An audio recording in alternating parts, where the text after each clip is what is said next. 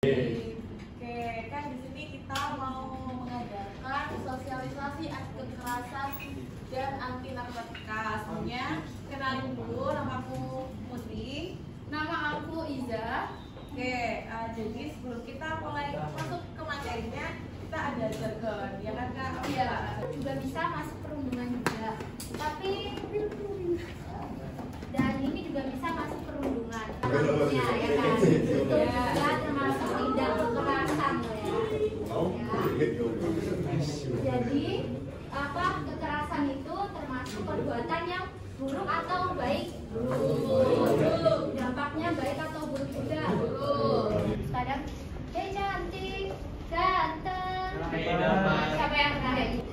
Tidak nyaman dengan suara tersebut kayak cantik, ganteng. Mungkin ada beberapa orang yang nyaman seperti itu, di catcall seperti itu. Cuma ada beberapa orang juga yang tidak nyaman. Nah, yang tidak nyaman itu maksudnya jadi tindakan kekerasan seksual.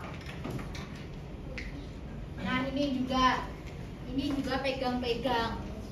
Tindakan merendahkan, menghina, menyerang tubuh, hasrat seksual, dan fungsi reproduksi secara paksa hingga bertentangan.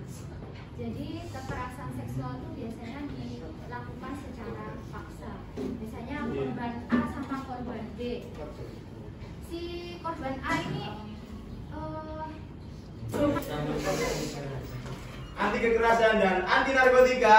bersama kita lawan kekerasan, bersatu kita bergerak narkoba.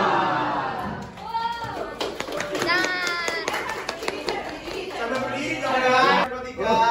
Bersama kita lawan kekerasan, bersama kita bergerak narkoba. Anti narkotika. Bersama kita lawan kekerasan, bersatu kita bergerak narkoba. Oke, kurang semangat ya.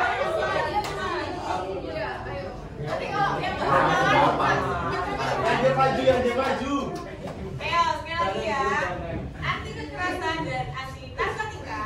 Bersama kita lawan kekerasan, bersatu kita bergerak. Bersama kita lawan kekerasan, bersatu kita bergerak narkoba. Sampai berdiri dong ya.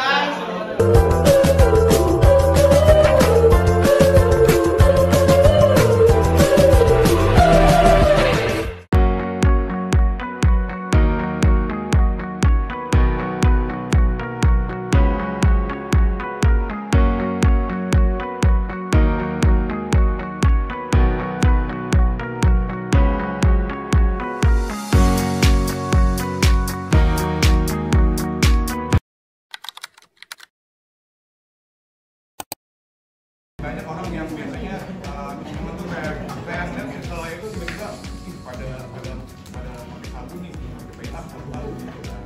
Efek itu dari rokok juga sama, rokok juga dari situ. Awalnya tuh dari 1, 2, 3, akhirnya seterusnya kalau itu gampang itu sebenarnya. Jadi perputaran perputaran circle seperti itu. Nah itu efeknya jadi dari yang negatif, dari positif, dari selanjutnya yang kedua itu dibahas.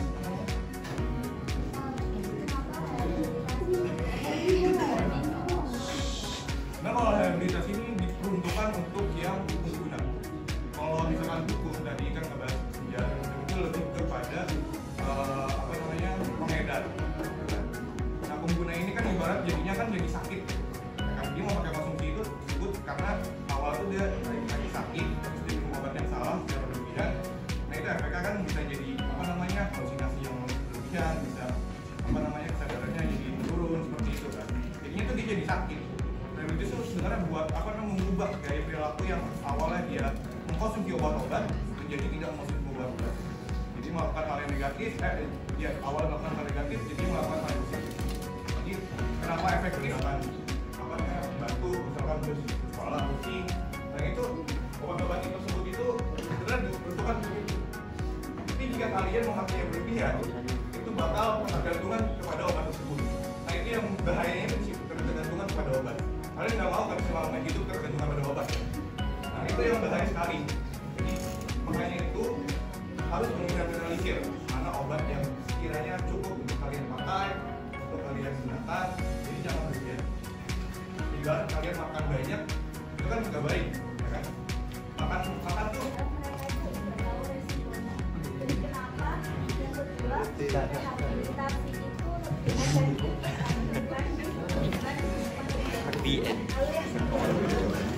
goodbye.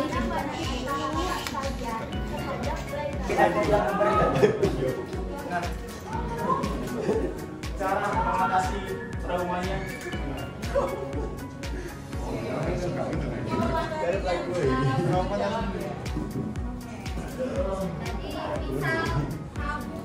itu biasanya teman-teman ada yang apa namanya pergi nongkrong atau apa tiba-tiba bawa sesuatu apa namanya sabu atau apa gitu di dalam tongkrongan, itu apa namanya harus dihindari seperti itu.